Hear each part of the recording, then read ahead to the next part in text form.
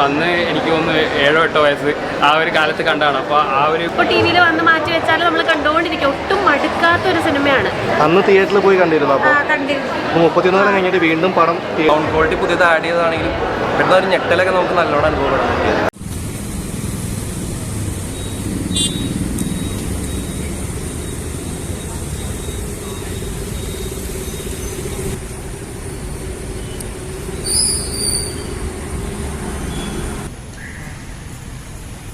പോകുന്നില്ല.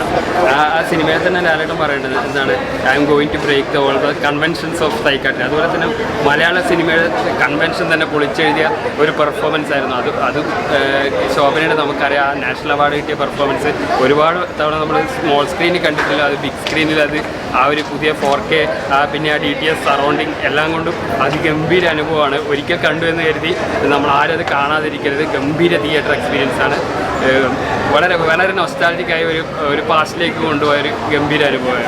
ചേട്ടാ അന്നും തിയേറ്ററിൽ കണ്ടിരുന്നു പടം? അന്ന് തിയേറ്ററിൽ കണ്ടിരുന്നു. അന്ന് എനിക്ക് തോന്നുന്നു 7-8 വയസ്സ് ആ ഒരു കാലത്ത് കണ്ടാണ്. അപ്പോൾ ആ ഒരു ബാക്ക്ഗ്രൗണ്ട് മ്യൂസിക്കിൻ്റെ ഒരു പേടിയും സോങ്ങുകളല്ലാതെ ഇന്നാണ് കൂടുതൽ ആ ഒരു മനസ്സുകൾ എങ്ങനെയാണ് ആ സൈക്കാട്രിയുടെ ആ ഒരു സ്റ്റൈലും ആ ഡയലോഗ് ഡെലിവറിയുടെ അതൊക്കെ നമ്മൾ ഇപ്പോഴാണ് മനസ്സിലാക്കാൻ സാധിച്ചത്. അന്ന് ഇതുപോലത്തെ സൗണ്ട് സിസ്റ്റം അങ്ങനെയൊന്നും ഇല്ലല്ലോ. നമ്മുടെ ഈ ഒരു ഡിജിറ്റൽ ഇത്രയും പുരോഗമിച്ച സമയത്ത് ആ സൗണ്ടൊക്കെ എൻഹാൻസ് ചെയ്ത് വന്നപ്പോൾ ഒരു ഗംഭീര അനുഭവമായി മാറിയിട്ടുണ്ട്. മസ്റ്റ് വാച്ചായിട്ട് മാറിയിട്ടുണ്ട്. വീണ്ടും മണിച്ചെത്തുന്നത് എത്ര പ്രാവശ്യം കണ്ടാലും മടുക്കാത്തൊരു സിനിമയാണ്. അത് തിയേറ്ററിൽ വന്ന് ഇങ്ങനൊരു എക്സ്പീരിയൻസ് ഭയങ്കര നല്ലതായിരുന്നു. എനിക്ക് ഫസ്റ്റ് ഡേ തന്നെ കാണുന്നത് ഭയങ്കര ആഗ്രഹം ഉണ്ടായിരുന്നു. അതുകൊണ്ട് വന്നതാണ്. വളരെ സൂപ്പർ, എനിക്കൊന്നും പറയാനില്ല. Really very good. 31 കൊല്ലം കഴിഞ്ഞു, വീണ്ടും നമ്മൾ മാടമ്പിയിലേക്ക് വരുവാണ്. പക്ഷെ നമ്മൾ എത്ര തവണ ടി വിയിൽ ആണെങ്കിലും എപ്പോൾ ടി വിയിൽ വന്ന് മാറ്റി വെച്ചാലും നമ്മൾ കണ്ടുകൊണ്ടിരിക്കും. ഒട്ടും മടുക്കാത്തൊരു സിനിമയാണ്. അപ്പോൾ അതേ ഫ്രഷ്നെസ്സോടെ അവർ ആ നമ്മുടെ ടീച്ചറിൽ വന്നപ്പോൾ ഇട്ടിട്ടുണ്ടായിരുന്നു ടൈംലെസ് ക്ലാസിക്. കറക്റ്റ്, അത് indeed it is A timeless classic എന്ന് എനിക്ക് പറയാനുള്ളൂ. It is really A very ഭയങ്കര ഒരു നല്ല എക്സ്പീരിയൻസ് ആയിരുന്നു. ലാലേട്ടൻ ഫാനാണോ? അതെ, പിന്നെ ചിത്രാമ്മ ഫാനാണ്. എനിക്ക് പാട്ടുകൾ, രാധാകൃഷ്ണൻ സാറിൻ്റെ മ്യൂസിക്, അതെല്ലാം ഭയങ്കര സീരിയസ്ലി ആ ഫ്രഷ്നെസ്സോടും അതേ ഒരു ടൈംലെസ് ക്ലാസിക് എന്ന് തന്നെ എനിക്ക് പറയാനുള്ളൂ. Very good. എനിക്ക് ഭയങ്കര ഇഷ്ടപ്പെട്ടു.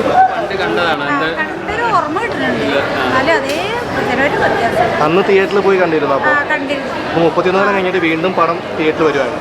അപ്പോൾ ആ എക്സ്പീരിയൻസ് എങ്ങനെയുണ്ടായിരുന്നു? ആ ഒരു ക്വാളിറ്റി ഒക്കെ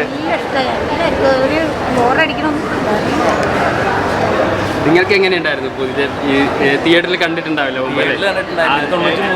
എങ്ങനെയുണ്ട് ആ ടി വി ആ ഒരു മൊബൈൽ സ്ക്രീൻ മാറിയിട്ട് സ്ക്രീനിലേക്ക് വരുമ്പോഴുള്ള സ്ക്രീനിൽ? പക്ഷേ ആദ്യം തൊട്ട് അവസാനം വരെ അത് ബോറടിക്കാതെ ഇരുന്ന് ഒറ്റ സ്ട്രെച്ചിലിരുന്ന് കാണാൻ പറ്റി. പ്രത്യേകിച്ച് ഒരു സൗണ്ട് ക്വാളിറ്റി പുതിയത് ആഡ് ചെയ്തതാണെങ്കിലും പെട്ടെന്ന് ഒരു ഞെട്ടലൊക്കെ നമുക്ക് നല്ലോണം അനുഭവപ്പെടാൻ പറ്റി.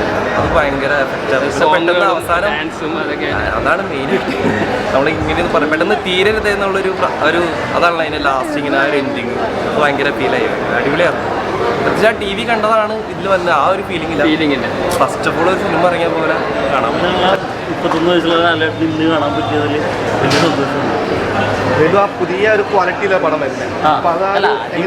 പേരുണ്ടായിരുന്നു, പക്ഷെ കുറച്ച് കഴിയുമ്പോഴത്തേക്കും പിന്നെ ഒരു ക്വാളിറ്റി കൂടി കാണാൻ പറ്റും. പക്ഷേ ഓരോ സെക്കൻഡും നമുക്ക് എന്താ പറയുക, നമുക്ക് സീറ്റിലിരിക്കാനായിട്ട് പറ്റില്ല. അതേപോലത്തെ ഒരു അവസ്ഥ. ഇപ്പോൾ ദേവദൂതൻ ഇറങ്ങി, ഇപ്പോൾ മണിച്ചിത്താഴ് ഇറങ്ങി. ഇനി അടുത്ത പടം ലാലേട്ടൻ ഏത് പടം ഇനി കാത്തിരിക്കണം? ഇതേമാതിരി മാസ്റ്റർ ചെയ്യാനായിട്ട് കാലപ്പനി.